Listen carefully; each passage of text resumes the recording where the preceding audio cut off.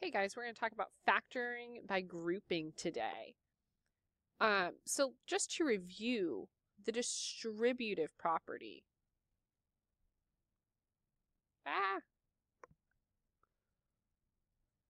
There we go. The distributive property allows me to take some A that's being multiplied times a quantity B plus C, and I can distribute that A across, so I get AB plus AC. Again, this should be nothing new. When we're doing factoring is kind of like the opposite of FOIL, or the opposite of multiplying, kind of, but not dividing. A little different. So factoring, I really like to say, is the opposite of FOIL. So factoring allows me to start with some AB plus AC, and I can see that both of the terms have an A in them. So I take that out, and then I have A times B plus C. And this, again, is called factoring. It's not the only way to factor. It's one way to factor.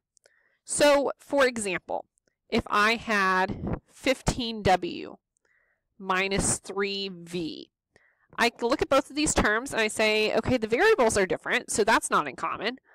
But 15 and 3, they both have something that's divisible by 3. So I could take a 3 out. And when I divide each one of those terms by 3, this one I would be left with 5W. Holy moly. Eraser. And this one, if I divided by 3, I would just have V left. So I would have 3 times 5W minus V. I'm going to give you an example to try on your own. So that's just the main idea here, is just pulling something out, like pulling that UT out of the equation. So I have something that's in common, I pull it out of every term, and it sits out front. And it makes it easier to solve when I get to solving. But that's not all of factor by grouping. Factor by grouping takes a little bit more. So factor by grouping, I'm going to start with some kind of like AX plus BX, and maybe I have an AY plus a BY. So I have lots of terms. Generally, I have about 4 terms when I factor by grouping. And I'm going to go ahead and split it right down the middle. Okay, so I'm going to look at these 2 terms first. And when I look at these 2 terms, I'm looking at them and I say, these both have what in common? Well, they both have an X. So I'm going to pull that X out front and I'm going to have A plus B. And then I come over here and I look at these 2 terms and I say, what do those 2 terms have in common? Well, they both have a Y in common. And when I pull that Y out, I again get the A plus B. And so I have this repeated factor here, which is really important. Because when I go to get my answer, factor by grouping, I'm going to take my lonely guys that are sitting out front, the things I factored out, so that X plus Y, and then I'm going to take one of the repeated terms, A plus B, and this would be my final answer. Okay, so let's do an example together that has some real numbers that we can kind of play with. So maybe I have Rn plus 5n minus r minus 5. And again, my first step is to go ahead and split that down the middle. Not erase it. Why? Draw.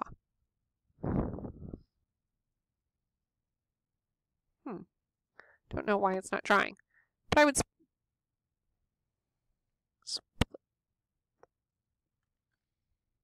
there we go. It splits right down the middle. And I'm going to look at these 2 terms and I say, what do these 2 terms have in common? Well, they have an n in common. So I'm going to pull that n out front. And when I do that, and I would divide each term kind of by that n. These will cross out. I'm left with r. These cross out. I'm left with 5. So I have r plus 5. Then I come over here and I have a negative r and a minus 5. And I'm thinking, those don't seem to have anything in common. There's no variable in common. There's no constant in common. What is it that they have in common? What's that minus sign? So I'm going to pull out like a -1, because if you think about it, there's a -1 here, and if I divide both things by a -1, those negatives will start to cancel, right? So I would be left here with r, and then a -5 divided by -1 will leave me with a +5. And hey, look, that gave me that repeated term, r plus 5, which is really what I wanted. So when I go to give my answer, again, I'm going to take that n and then this -1, and then my repeated term, r plus 5. And we're going to have lots more examples of factor by grouping, because guess what? You have another take-home quiz. Yay! There is a good way to check your work. And because I said that factoring was kind of the opposite of what? You can FOIL to check. So I'm going to take these two things, I'm going to FOIL. My first terms, r and n, or nr, depending on how you multiply it. Either way, commutative property is important. My outside terms would give me a +5n. My inside terms would give me a -r. And my outside terms, or my last terms, I'm sorry, -1 and +5, will give me a -5. So look, I got the same thing I started with up top. So I know my answer, this is my answer. I know that's right. I'm confident and I'm ready to move on. And when we move on, we're going to be talking about the zero property. And the zero property is something you know. You know that anything times 0 is 0. And that being said, if I have something that's equal to 0, one of the factors must be 0. It could be both of them, but it doesn't have to be. Just one of the factors must be 0. And this is going to be important to us when we have something like 2d plus 6 and 3d minus 15 equal to 0. And I want to solve for d. Well, I don't really want to FOIL it, because that would be even longer. But if I know that one of those factors has to be 0, I could potentially set both of them equal to 0. So I'm going to set 2d plus 6 equal to 0, and I'm going to set 3d minus 15 equal to 0. When I solve for d, here I'm subtracting 6 from each side, so I have 2d. Come on. Come on. So I have 2d equals -6. Ignore that. I divide both sides by 2. And I get d equals -3. On this side, I would add 15 to both sides.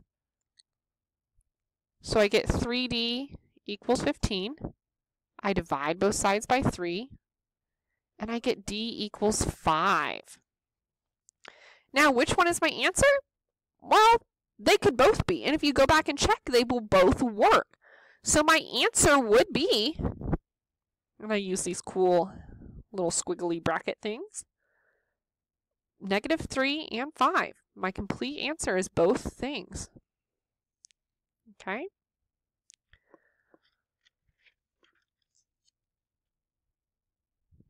I'm going to let you guys do this next one on your own, and then I will do one more with you. Okay, so our last example that we are going to do is that same zero property. It's just going to be written a little different. So I have x squared equals 4x. It's not set equal to 0. So that's the first thing I want to do, is set it equal to 0, which means I'm going to subtract that 4x over. So I'll have 2x, or x squared minus 4x, because I subtracted the 4x over, and I set that equal to 0. Okay? But again, I need those factors. Well, what do x squared and 4x have in common? They have an x. So I'm going to pull an x out, which means I'm left with x times x minus 4, and that's equal to 0. Now I have two factors, and I can set each one equal to 0. So this one I don't even have to solve. It's x equals 0. This one I add 4 to both sides, and I get x equals 4. So my answer would be 0 and 4. Not hard, just set up very differently than what we're used to seeing. And that's okay. We can manipulate it by moving that 4x over. Just remember, when you move that 4x over, you are subtracting it. So it does become negative. You subtract. So this gives you 0. And then I would subtract over here, which gives us that negative 4x. Okay? Do pay attention to your signs. That is one thing I'm seeing, that everyone needs to pay attention to these signs. Thanks for watching.